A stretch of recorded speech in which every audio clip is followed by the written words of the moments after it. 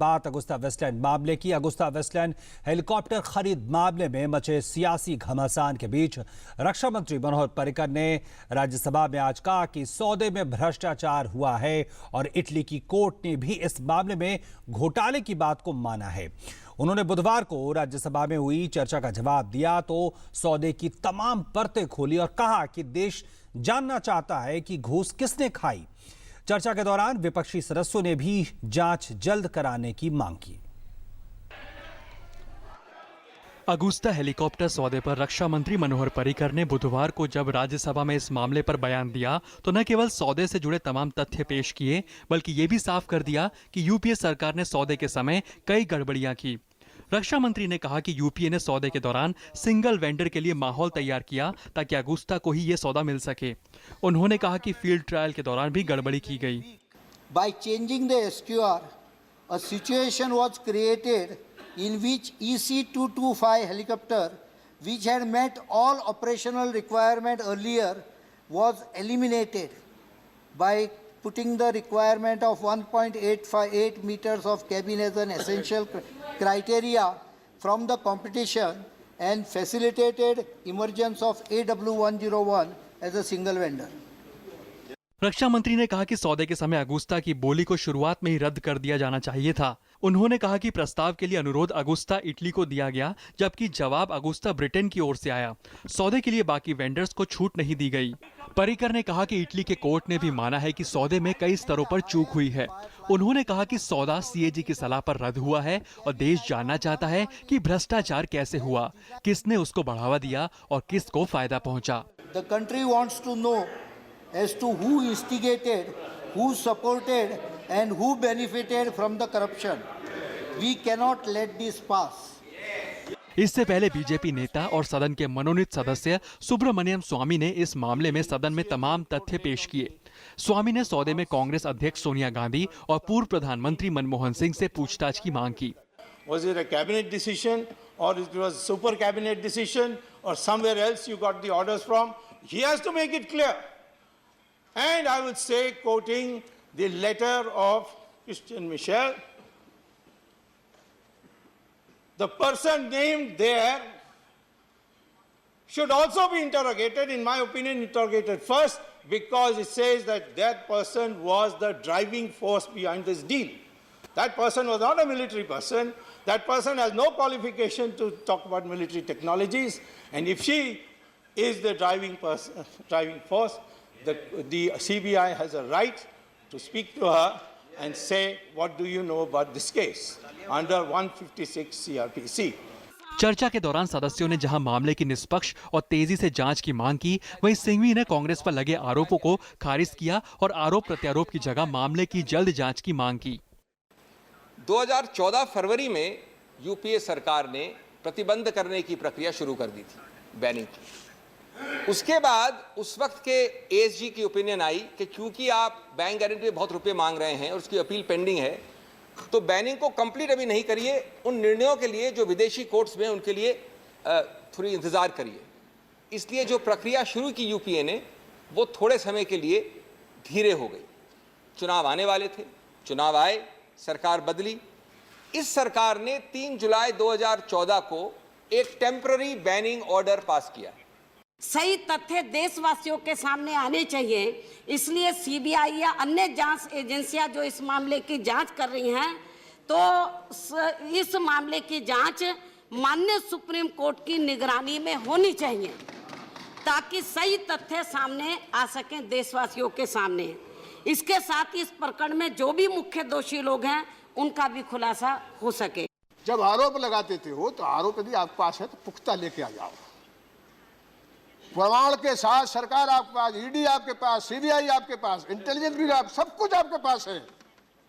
लेकिन ऐसा मत करो कि आप हवा में गाल गाल बजाबर करके, हजारों चारों तरफ धोल पीट करके किसी को भी कहीं भी बदनाम करने का काम करो। ये आपके लिए भी ठीक नहीं है, हमारी तरफ से, आपकी तरफ, दोनों की तरफ से ये नहीं होना चाहिए। कुल मिलाकर सदन में चली बहस के बाद सरकार ने साफ कर दिया है कि यह मामला पूरी तरह से भ्रष्टाचार का है और सरकार इस मामले की तह तक जाएगी। सरकार के भरोसे के बाद उम्मीद है कि सीबीआई तेजी से मामले की जांच करके घूस लेने वालों के नामों का खुलासा करेगी। पार्लियामेंट टीम के साथ news night desk, DD news. और वहीं अगुस्ता वेस्टलैंड हेलीकॉप्टर डील में सीबीआई की पूछताछ आज भी जारी रही। सीबीआई का दावा है कि 2 दिनों की पूछताछ के बाद कई नए खुलासे हुए हैं जो हेलीकॉप्टर डील में जांच में निर्णायक दिशा दे सकते हैं। पूर्व वायुसेना प्रमुख त्यागी बुधवार को लगातार तीसरे दिन पूछताछ में शामिल होने के लिए दिल्ली में सीबीआई मुख्यालय पहुंचे। वहीं सीबीआई के सूत्रों ने बताया कि पूछताछ का मुख्य फोकस इतालवी बिचौलियों कार्लो जिरोसा और गुइदो हेस्के से उनके कथित संबंधों पर था। वहीं दूसरी ओर कारोबारी गौतम खेतान भी बुधवार को सीबीआई मुख्यालय पहुंचे। क्या क्या हुआ आज दिन भर, देखते हैं इस रिपोर्ट में। अगुस्ता वेस्टलैंड वीवीआईपी हेलीकॉप्टर सौदे में दलाली की परतें खोलने के लिए सीबीआई की टीम की कोशिशें दिन रात जारी हैं। सीबीआई ने इस मामले में पूर्व वायुसेना प्रमुख एसपी त्यागी पर शिकंजा और कस दिया है। त्यागी बुधवार को लगातार तीसरे दिन पूछताछ में शामिल होने के लिए दिल्ली में सीबीआई मुख्यालय पहुंचे। सीबीआई के सूत्रों ने बताया कि पूछताछ का मुख्य फोकस इतालवी बिचौलियों कार्लो जिरोसा और गुइदो हेस्के से उनके कथित संबंधों पर था। वहीं दूसरी ओर कारोबारी गौतम खेतान भी बुधवार को सीबीआई मुख्यालय पहुंचे। सीबीआई ने इस मामले में पूछताछ के लिए उनको समन भेजा था। पेशे से वकील खेतान एरोमेट्रिक्स कंपनी के बोर्ड के पूर्व सदस्य हैं। सीबीआई की प्राथमिकी में बतौर आरोपी दर्ज यह कंपनी कथित रूप से रिश्वत की रकम को दूसरे तरीके से निकालने का काम करती थी। खेतान से सीबीआई ने सौदे की दलाली से जुड़ी रकम के बारे में पूछताछ की। सूत्रों के मुताबिक पूछताछ में खेतान ने खुलासा किया है कि उसने आईडीएस ट्यूनेशिया के नाम से एक कंपनी बनाई। इस कंपनी के खाते में अगुस्ता वेस्टलैंड की ओर से रकम भेजी गई। आईडीएस ट्यूनेशिया आईडीएस भारत की सहयोगी कंपनी है। इसके जरिए ट्यूनेशिया और मलेशिया जैसे देशों में रकम भेजी गई। सीबीआई इस रकम के बारे में जानकारी जुटाने में लगी है। विदेश मंत्रालय ने 8 देशों से इस बारे में मदद मांगी है। खेतान से आगे भी पूछताछ जारी रहेगी। सीबीआई के बाद त्यागी पर ईडी का भी शिकंजा कस सकता है। गुरुवार को ईडी त्यागी से पूछताछ करेगी। पहले दिन की पूछताछ के बाद ये पता चला कि एसपी त्यागी इटली गए थे। दूसरे दिन ये पता चला कि एसपी त्यागी की मुलाकात हुई थी फिन मैकेनिका के सीईओ के साथ। तीसरे दिन की पूछताछ के बाद अब गुरुवार को पूछताछ होगी इन्फोर्समेंट डायरेक्टरेट के ऑफिस में। तो सीधे तौर पे ये कहा जा सकता है कि पूरे मामले पे अभी बहुत कुछ बाहर आएगा। हाल में एक इतालवी अदालत ने अपने फैसले में कहा था कि 3600 करोड़ रुपए के वीवीआईपी हेलीकॉप्टर सौदा मामले में रिश्वत दी गई, जिसके बाद सीबीआई ये पूछताछ कर रही है। त्यागी पहले ही ये स्वीकार कर चुके हैं कि उन्होंने फिन मैकेनिका कंपनी के अधिकारियों से मुलाकात की थी। सीबीआई ने इस मामले में त्यागी, उनके रिश्तेदारों और यूरोपीय बिचौलियों समेत 13 अन्य लोगों के खिलाफ मामला दर्ज किया था। ये सौदा यूपीए 1 सरकार के वक्त हुआ था और अगुस्ता वेस्टलैंड से वीवीआईपी के लिए 12 हेलीकॉप्टरों की खरीद की डील हुई थी। यह डील 3600 करोड़ रुपए की थी। इसमें 360 करोड़ रुपए की रिश्वतखोरी की बात सामने आई। इसके बाद यूपीए सरकार ने डील रद्द कर दी थी। इटली की अदालत ने इस मामले में अगुस्ता वेस्टलैंड कंपनी के प्रमुख उर्सी को भारत में घूस देने का दोषी मानते हुए 4.5 साल की सजा सुनाई है। कोर्ट के आदेश में कुछ ऐसे दस्तावेज भी मिले हैं जिनमें सोनिया गांधी और पूर्व प्रधानमंत्री मनमोहन सिंह के भी नाम हैं। इस मामले में बुधवार को भी फिर कांग्रेस उपाध्यक्ष राहुल गांधी के एमआर-एमजीएफ कंपनी से संबंधों का मामला उछला। बीजेपी सांसद किरीट सोमैया ने लोकसभा में मसला उठाया और राहुल गांधी से इस मुद्दे पर सफाई देने की मांग की। एमजीएफ मामले में राहुल गांधी पर 2 दुकानों को बहुत अधिक कीमत पर बेचने का आरोप है।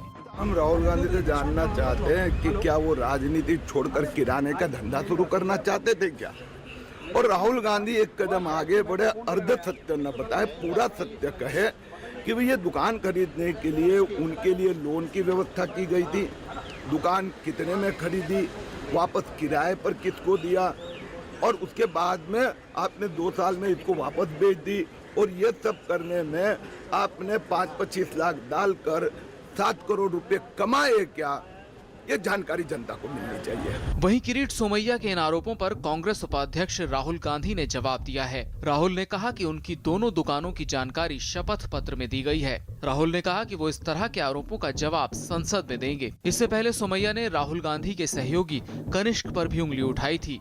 आरोप है MRMGF कंपनी के पूर्व डायरेक्टर हेशकी हेलीकॉप्टर डील में शामिल रहे हैं। सोमैया के मुताबिक MRMGF कंपनी के पीछे कनिष्क का परिवार रहा है, जो राहुल गांधी के सलाहकार हैं। ऐसे में उनकी भूमिका की भी जांच की जानी चाहिए। कुल मिलाकर इस मामले में CBI पूछताछ कर मामले की तह में जाने में जुटी है, तो दूसरी ओर हर दिन नए नए खुलासे भी हो रहे हैं। सिद्धांत सिब्बल के साथ news night desk, TD news. तो कोशिश यही है कि मामले की तह तक जाया जाए और जिस तरह से अब ये लगभग साफ है कि जो है घूस दिया गया, इसको लेकर सजा भी हुई है इटली में, लेकिन जिन्होंने लिया है उसकी खोज है। और हमारे साथ इन तमाम मुद्दों पे बातचीत करने के लिए मौजूद है वरिष्ठ पत्रकार जयंतो घोषाल। जयंतो, जिस तरह से हम बात करें आज, सबसे पहले जिस तरह से सदन में जब चर्चा चल रही थी और रक्षा मंत्री जब बयान देने आए, तो इस तरह का पूरा माहौल पैदा करने की कोशिश की गई। मैं इसी से शुरू करूंगा कि वो अपना जवाब न दे पाए, क्या ये इंटेंशनल था? इसे कैसे हम देख सकते हैं? देखिए, इस इशू में दो बिंदु है, एक है राजनीतिक और एक है भ्रष्टाचार। ठीक है, मैं भ्रष्टाचार का जो मुद्दा है, जैसे राहुल गांधी जी कह रहे हैं कि हमें टारगेट किया जा रहे हैं, मैं कह रहा हूं Rahul Gandhi is not the target. Target है भ्रष्टाचार। आज रक्षा मंत्री हाउस में जो बोले हैं उसमें कोई राजनीति की भाषा नहीं था, तथ्यों पे आधार, रादर लिटिल टेक्निकल। कुछ लोग बोर भी हो रहे थे, लेकिन उसमें वो राजनीति का स्लोगन नहीं दिया। उन्होंने जो बताया, खासकर मुझे जो लगा कि मेन पॉइंट था कि आप नियम को परिवर्तन करके अगस्ता को डील में कॉन्ट्रैक्ट देने के लिए कैसे सरकार क्या क्या नियम को तोड़ा, क्या क्या नियम बदले। कांग्रेस जो है, देखिए ये मानना पड़ेगा, मतलब कोई हमारा पर्सनल व्यक्तिगत कोई राहुल गांधी सोनिया जी के बारे में, हम तो पत्रकार हैं, लेकिन मुझे लग रहा है कि हाउस में हम थे लगातार लास्ट फ्यू डेज, मुझे लग रहा है कि इस इशू में कांग्रेस डिफेंसिव है। डिफेंसिव है क्योंकि बार बार जब कनिष्क तक इशू आ गया है और बार बार ये सीबीआई का इन्वेस्टिगेशन का जो खुलासा धीरे धीरे हो रहा है, और देखिए सीबीआई में भी जब, इसीलिए आप जो सवाल कर रहे हैं ना कि कांग्रेस क्यों कर रहा है, कांग्रेस को लगता है कि offence is the best way of defence. ठीक है, और राज्यसभा में माइनॉरिटी है कांग्रेस, मतलब बीजेपी शासक दल, फिर भी बाकी जितने दल है वो घटक दल नहीं है भाजपा का।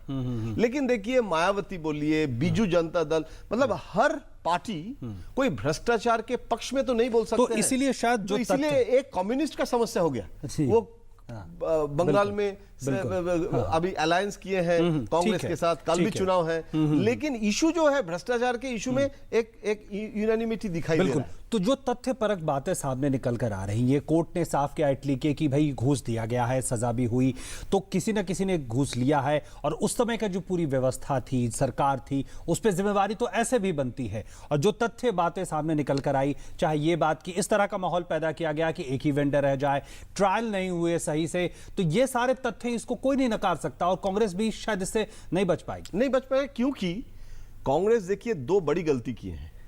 एक गलती है कि गुलाम नबी आजाद साहब इतने वरिष्ठ नेता हैं, उन्होंने हाउस में बयान दिए थे कि सरकार ने ब्लैकलिस्ट किए थे, जो एंटोनी साहब ने पत्रकारों को बताया था जी। और उसमें देखिए प्रिविलेज मोशन आज आ रहा है। तृणमूल कांग्रेस भी, सिर्फ बीजेपी सुब्रमण्यम स्वामी नहीं, ठीक है, आज तो टीएमसी भी प्रिविलेज मोशन ले आया कि झूठ बोल रहे हैं जी। और ये गलत है, क्योंकि आज अभिषेक मनु सिंह भी मान लिए हैं कि आपने, बीजेपी सरकार ने, वो एक टेम्पोररी वर्ड यूज कर रहे हैं जी, बिल्कुल, वो प्रक्रिया शुरू, लेकिन प्रक्रिया जो है वो बीजेपी ने किया था ना, ब्लैकलिस्ट, और ये टेम्पोररी तो होगा ही, क्योंकि कुछ कंडीशंस होते हैं, उसके आधार पर टेम्पोररी ब्लैकलिस्ट। लेकिन ब्लैकलिस्ट किसने किया था? बीजेपी ने किया था, कांग्रेस ने नहीं किया था। और नंबर 2 सबसे बड़ी बात है कि कह रहे कि 2 साल क्या किया। अभी 2 साल क्या किया है वो खुलासा तो अभी होगा। 2 साल क्या किया है वो डेली सीबीआई प्रेस कॉन्फ्रेंस करके 2 साल डेली ब्रीफिंग करना तो जरूरी नहीं था। लेकिन ये प्रोवोकेशन में ना, कांग्रेस के प्रोवोकेशन में कांग्रेस की समस्या बढ़ रही है, क्योंकि अभी सीबीआई का स्ट्रैटेजी है, पहले ऑफिसर्स होता है, पहले डिफेंस के लोग होते हैं, धीरे धीरे राजनेता तक ये अभी आएगा ना, ये जो ये पूरा प्रोसेस है। लेकिन जिस तरह से मनोज पर्रिकर कहते हैं कि जब एक बार केस सामने आ गया, उसके बाद सीबीआई और ईडी वो 9 महीने तो कुछ भी करते हुए नहीं दिखाई देती। और जिस तरह से रक्षा मंत्री कहते हैं कि ऐसा लगता है कोई ऐसी शक्ति है, दृश्य शक्ति, कोई इनविजिबल ऐसा हैंड है जो रोक के रखा। क्या इसका मतलब समझा जाए? नहीं, देखिए, इटाली के कोर्ट जो वर्डिक्ट दिए हैं, जिसमें जो नाम दिए हैं, वो सबके सामने आ गया है।